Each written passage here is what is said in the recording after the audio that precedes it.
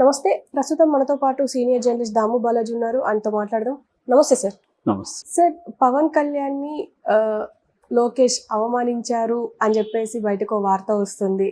Even Chandrababu Naidu కూడా కోపంగా ఉన్నారు లోకేష్ పైన అని చెప్పేసి అంటున్నారు. అసలు ఏ కాంటెక్స్ట్ లో ఇదంతా జరిగి ఉండొచ్చు సార్? కాంటెక్స్ట్ ఏంటంటే రామోజీరావు సంతాప సభ జరిపారు. దానికి 5 కోట్లు కేటాయించారు ఆంధ్రప్రదేశ్ ప్రభుత్వం.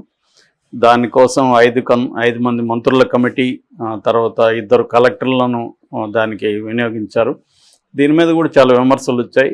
ముఖ్యంగా ఎన్టీఆర్కి సంతాపం జరపలేదు ప్రభుత్వం తరపున, అప్పుడు చంద్రబాబు ఉన్నాడు. దాని తర్వాత పివి నరసింహారావు చనిపోయినప్పుడు జరపలేదు. ఇప్పుడు రామోజీరావుకి ఎందుకు జరపాలి? రామోజీరావు అంతగా ఆంధ్రప్రదేశ్కి ఆయన ఏం చేశాడు? ఆయన ఒక వ్యాపారవేత్త, పత్రికలు నడిపాడు, మార్గదర్శనం నడిపాడు, ఇంకొకటి నడిపాడు. వీళ్ళు నిజానికి ఎన్టీఆర్ కానీ పివి నరసింహారావు కానీ తెలుగు ప్రజలకు కానీ దేశ ప్రజలకు కానీ చాలా రకమైన సేవలు అందించారు. ముఖ్యంగా ఎన్టీఆర్ అనేక స్కీములు తీసుకురావడం, అనేక మార్పులు చేయడం, ఇవన్నీ చేశాడు. రూపాయికే బియ్యం ఇవ్వడం, ఇట్లాంటి అనేక విప్లవాత్మక మార్పులు ఎన్టీఆర్ తీసుకొచ్చాడు. ఇంకా పివి నరసింహారావు అయితే దేశంలోనే సంస్కరణలకు ఆద్యుడు ఆయన. అవన్నీ జరిగాయి. సో వాళ్ళిద్దరికీ చంద్రబాబు చేయలేదు. రామోజీరావుకి ఎందుకు చేశాడు అంటే, రామోజీరావు చంద్రబాబుకి హెల్ప్ అయి ఉండొచ్చు.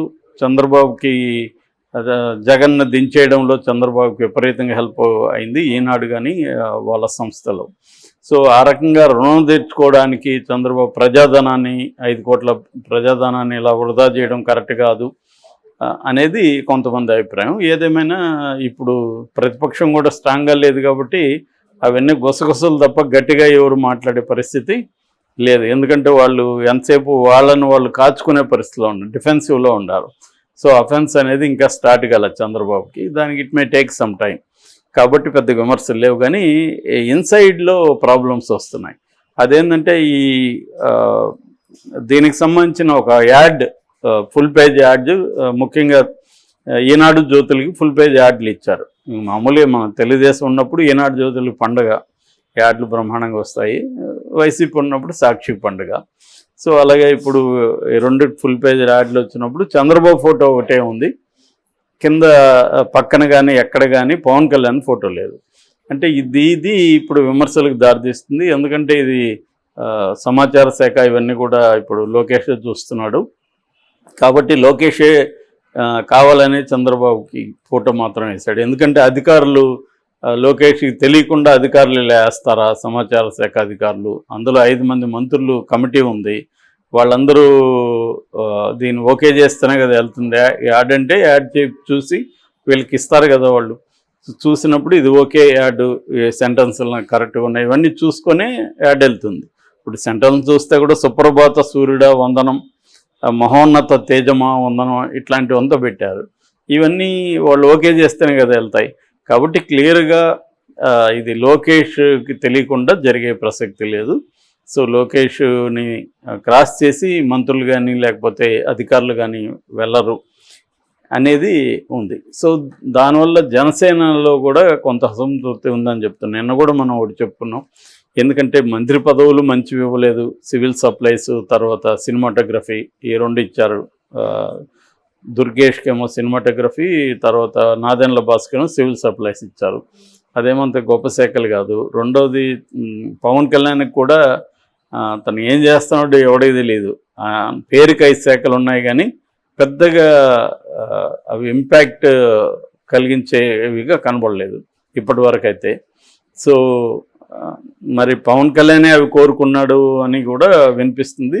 ఆయనైతే ఎక్కడ నేనే ఇవి కోరుకున్నానని చెప్పలేదు, కానీ పవన్ కళ్యాణ్ కోరుకుంటేనే అవి ఇచ్చారు. జనరల్గా పవన్ కళ్యాణ్కి హోమ్ లాంటిది ఇస్తారు, తన ఎఫెక్ట్ చూపిస్తాడని అనుకున్నారు. ఒక కారణం ఏంటంటే పవన్ కళ్యాణ్కి వ్యవసాయం ఉన్నా పర్యావరణం ఉన్నా ఇష్టం కాబట్టి ఆ శాఖలు ఇచ్చారు. అట్లాగే సినిమా ఇండస్ట్రీలో పవన్ కళ్యాణ్ ఉంటాడు కాబట్టి ఆ శాఖ కూడా జనసేనకి ఇచ్చారు అన్నది ఒక అభిప్రాయం ఉంది. ఏదేమైనా మంత్రులు అయితే 3కి ఇచ్చారు.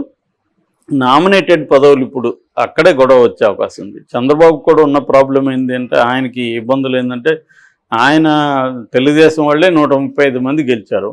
సో 5 ఏళ్ళు అధికారం లేదు కాబట్టి చాలామంది అనేక ఇబ్బందులు వైసీపీ నుంచి పడ్డారు, జగన్ నుంచి. సో వాళ్ళందరినీ అకామిడేట్ చేయాలి. మంత్రులుగా అకామిడేట్ చేయలేని పరిస్థితి, ఎందుకంటే లిమిటెడ్ నెంబర్ కాబట్టి. సో ఇప్పుడు నామినేటెడ్ పోస్టులలో అకామిడేట్ చేయాలి వాళ్ళని. అట్లాగే చాలామంది తెలుగుదేశానికి ఫండ్ ఇచ్చి ఆదుకున్న వాళ్ళు ఉంటారు ఈ 5 ఏళ్లలో. సో ఇలా రకరకాల పద్ధతుల్లో తెలుగుదేశానికి పనికొచ్చిన వాళ్ళు, జగన్కి యాంటీగా గట్టిగా పోరాడిన వాళ్ళు, ఆ క్రమంలో ఇబ్బందులు పడిన వాళ్ళు ఉంటారు.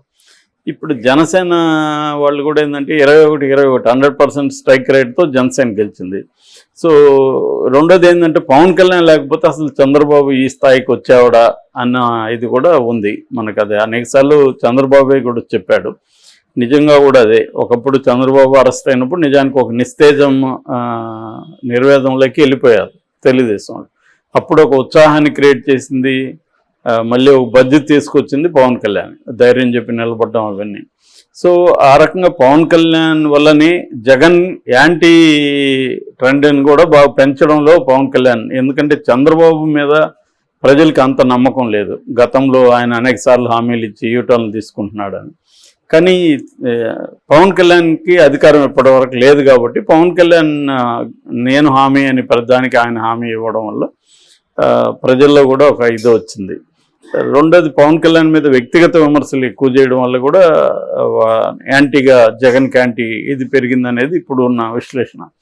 ఏదేమైనా పవన్ కళ్యాణ్ ఫ్యాక్టర్ అనేది చంద్రబాబుకి బాగా ఉపయోగపడింది.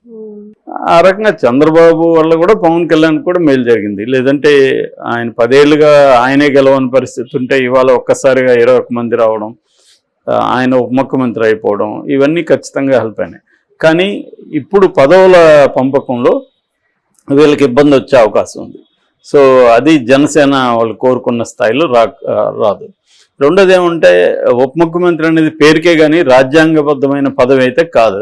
అదేదో ఊరికే ఉప ముఖ్యమంత్రి అని పేరు చెప్తారు తప్ప మనకి తెలంగాణలో ఇంతకుముందు కానీ ఆంధ్రాలో కానీ జగన్ ఉన్నప్పుడు కానీ ఉప ముఖ్యమంత్రులు అనేది ఎవరో కూడా ఎవరికి తెలియదు, పేర్లు తప్ప. ఇక్కడ కనీసం బట్టికి కూడా ఎటువంటి ఇంపార్టెన్స్ ఇస్తున్నారో మనం చూసాం. ఆయన దళితుడని కింద కూర్చోబెట్టారు, 2-3 సార్లు మనకి వచ్చాయి. పేరుకే కానీ బట్టికి కూడా సపరేట్గా ఇక్కడ ఏమీ లేదు. జనరల్గా అంతే, ఉప ముఖ్యమంత్రి అంటే అలాగే ఉంటుంది. కాకపోతే ఇక్కడ ఏంటంటే ముందు నుంచి కూడా బట్టిని ఫోకస్ చేసుకుంటూ వచ్చారు కాంగ్రెస్ వాళ్ళు. జగన్ ఒక్కడనే కాకుండా దళిత ఐకాన్కి సింబల్ లాగా ఆయన్ని ఫోకస్ చేసుకుంటూ వచ్చారు. ఇప్పుడు చంద్రబాబుకి లోకేష్కి ఉన్న ఇదేంటంటే ఈవెన్ తెలుగుదేశంలో కూడా పవన్ కళ్యాణ్కి మనం కానీ విపరీతమైన హైప్ ఇచ్చి చేసుకుంటూ వస్తే రేపు పొద్దున నెక్స్ట్ సీఎంగా పవన్ కళ్యాణ్ ఫోకస్ అయ్యే అవకాశం ఉంది. అప్పుడు లోకేష్కి కానీ చంద్రబాబు ఒకవేళ ఆయనకి 80 వస్తాయి 2029కి, ఆయన యాక్టివ్గా ఉండే అవకాశం ఉంది ఇప్పటి వరకు చూసుకుంటే. ఒకవేళ మళ్ళీ ఉంటే ఆయనే సీఎంగా రావడానికి ట్రై చేస్తాడు. కానీ పవన్ కళ్యాణ్ అప్పుడు డిమాండ్ చేసే అవకాశం ఉంది. జనసేన వాళ్ళు కానీ పవన్ కళ్యాణ్ కానీ కనీసం 2.5 ఏళ్ళు సీఎంగా పవన్ కళ్యాణ్ ఉండాలని ఈసారి ప్రీపోల్ ఫ్యాక్ట్లో డిమాండ్ వచ్చే అవకాశం ఉంది. ఎందుకంటే గతంలో కూడా మాకు ఒక 30 సీట్లు ఇవ్వండి, నేను సీఎంగా డిమాండ్ చేస్తానని పవన్ కళ్యాణ్ అనేక సార్లు అన్నాడు. 50 అయితే అడిగే అవకాశం ఉంది. మనం ఏదో భయపడి పవన్ కళ్యాణ్తో బీజేపీ తెల్లాం కానీ లేకపోయినా మనం అధికారంలోకి వచ్చుండొచ్చు అనేది చాలామంది తెలుగుదేశం నాయకులు నమ్ముతున్నారు. ఎందుకంటే ఇది జగన్ వ్యతిరేక ఓటు. జగన్ వ్యతిరేక ఓటు అయినప్పుడు పవన్ కళ్యాణ్ ఉన్నా లేకపోయినా బీజేపీ ఉన్నా లేకపోయినా మనం గెలుచుంటాం అన్న ఇదైతే ఉంది.